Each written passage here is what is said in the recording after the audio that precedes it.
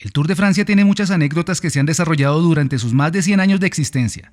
Algunas de ellas narran las épicas jornadas protagonizadas por verdaderos héroes, otras llenas de polémica y controversia, y otras son divertidos relatos que rayan en el límite de lo imaginario y lo inverosímil, como la historia que hoy les vamos a contar.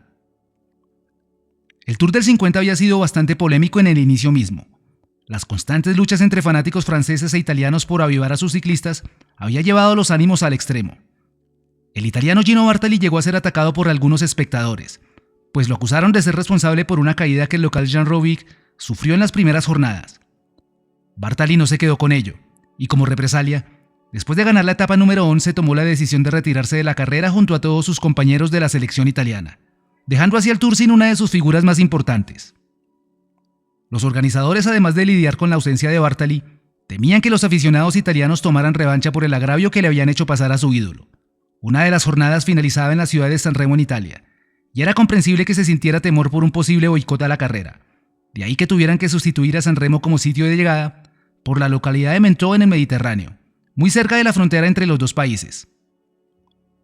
El protagonista de nuestro relato es el francés de origen argelino Abdelkader Saaf, quien para el año de 1950 corría en el equipo del norte de África, conformado por inmigrantes marroquíes y argelinos que tenían la nacionalidad francesa. En aquellos años era habitual que las escuadras fueran de tipo regional y no estructuras tan grandes como ahora, y Kader Saaf tenía la posibilidad de correr su segundo tour con el equipo del continente africano.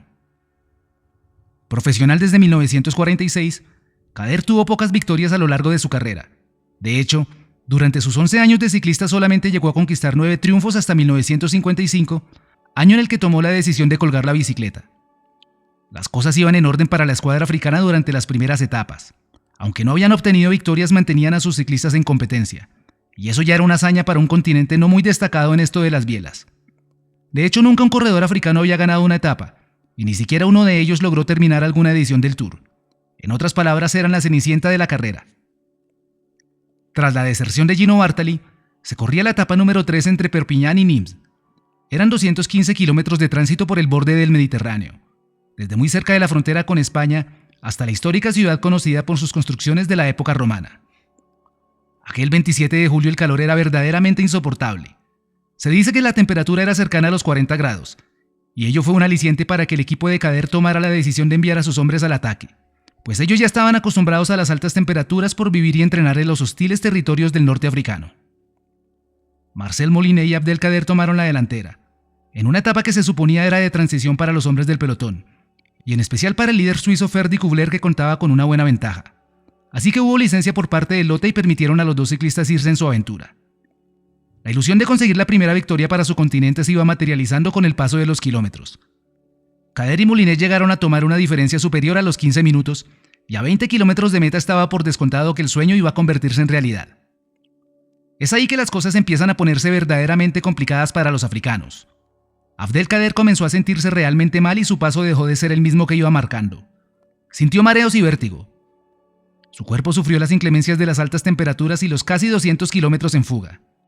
Finalmente tuvo que detener su marcha totalmente deshidratado a un lado del camino. Su socio de escapada, Marcel Molinet, debió de elegir entre atender a su compañero y seguir adelante por la etapa. Tomó la segunda opción y decididamente encaminó sus pedalazos para cubrir los pocos kilómetros que lo separaban de la ciudad de Nimes.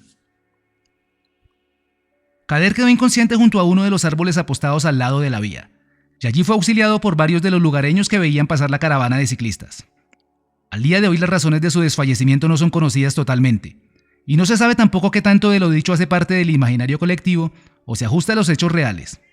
Lo cierto es que el argelino recuperó la conciencia pasados algunos minutos. Tomó de nuevo la bicicleta para intentar dar alcance a su compañero, pero jamás pudo conseguir su cometido. Sus pedalazos los llevaron por la misma dirección en la que venía transitando. En lugar de dirigirse hacia la línea de meta, se encontró de frente con el carro escoba. El pelotón ya había pasado por el lugar. Kader Saaf, además de no terminar la etapa, debió pasar la noche en el hospital para ser tratado por la deshidratación sufrida. Al día siguiente el pelotón partiría desde Nimes hacia la ciudad de Toulon para cumplir la 14ª etapa. Sorprendentemente, en la línea de meta estaba el argelino dispuesto a tomar la partida. Había escapado del hospital en la madrugada y su objetivo era continuar en carrera, pero los jueces ya lo habían descalificado el día anterior y le negaron la partida de ese 28 de julio. Así que Kader no tuvo más remedio que aceptar la decisión, y en un acto de amor propio cubrió los 20 kilómetros restantes de la jornada previa, entre el sitio de su desfallecimiento y la ciudad de Nimes. Las historias sobre lo que le sucedió al ciclista son varias. Están basadas en las imágenes y vagos testimonios recogidos por los periodistas cuando se encontraron con la escena. Lo que circuló en los medios de comunicación en ese momento era que Saaf había recibido una botella de vino por parte de uno de los espectadores, y en su afán por saciar la incontrolable sed se la bebió de un solo sorbo, como si de agua se tratara. Como él era musulmán y no estaba acostumbrado al consumo de alcohol, su cuerpo sufrió las consecuencias desencadenando en el posterior desfallecimiento. Otra versión que se manejó en ese entonces era que el argelino se apoyó en el uso de sustancias para mejorar su rendimiento, que sumadas al esfuerzo realizado y a las altas temperaturas, provocaron en su humanidad los efectos que lo llevaron a caer inconsciente junto a la vía. Se dice que quienes lo auxiliaron lo apoyaron a la sombra de uno de los árboles, y como no tenían cerca una fuente de agua le rociaron vino para tratar de reanimarlo. Ese fue el cuadro que se encontró la prensa al llegar, y el particular olor a alcohol fue el que dio pie para inspirar tan inverosímil relato. Ahí terminó el tour para nuestro actor principal. Se fue sin victoria y sin poder terminar la carrera, pero en contraste su equipo se llevó una gran alegría. Su compañero Molinet logró quedarse con la victoria ese día, culminando el trabajo que juntos habían logrado durante la fuga que los llevó a atravesar la costa mediterránea por casi 200 kilómetros. Marcel Molinet se convirtió en el primer africano en conseguir un triunfo en las 37 ediciones que se habían disputado hasta ese momento en el Tour de Francia. Abdelkader Saaf tuvo su revancha el año siguiente. Volvió a la carrera para escribir su nombre en la historia como el primer corredor argelino y africano en ser capaz de terminar la prestigiosa prueba. Eso sí, también se ganó el remoquete del rompebarracas, principalmente por ser el causante de ataques desorganizados y a destiempo, lo que le llevó a ocupar el último puesto de la general a más de 5 horas del campeón Hugo Coblet. Un honroso farolillo rojo, que sumado a la etílica historia del año anterior, le valieron para seguir aumentando su leyenda y lo inscribieron en las páginas no tan doradas del Tour. Desde ese entonces en los bares cercanos a la ciudad de Nîmes, hoy en día se sigue utilizando la expresión «póngame un Saaf», haciendo referencia a la particular historia del ciclista, cuando se desea pedir una copa de vino. Kader Saaf continuó con su carrera deportiva corriendo para equipos franceses, suizos y belgas. Consiguió algunas victorias y se retiró en el 55. Falleció en Francia durante el otoño de 1986 y se dice que él mismo relató la verdad de lo sucedido esa tarde en el Tour. Gracias por llegar hasta esta parte del video. Si te gustó esta historia no dudes en darle me gusta y compartirlo en tus redes. Si quieres ver más historias del ciclismo te dejamos el siguiente enlace. Un gran abrazo a todos y sigan teniendo un feliz resto de día.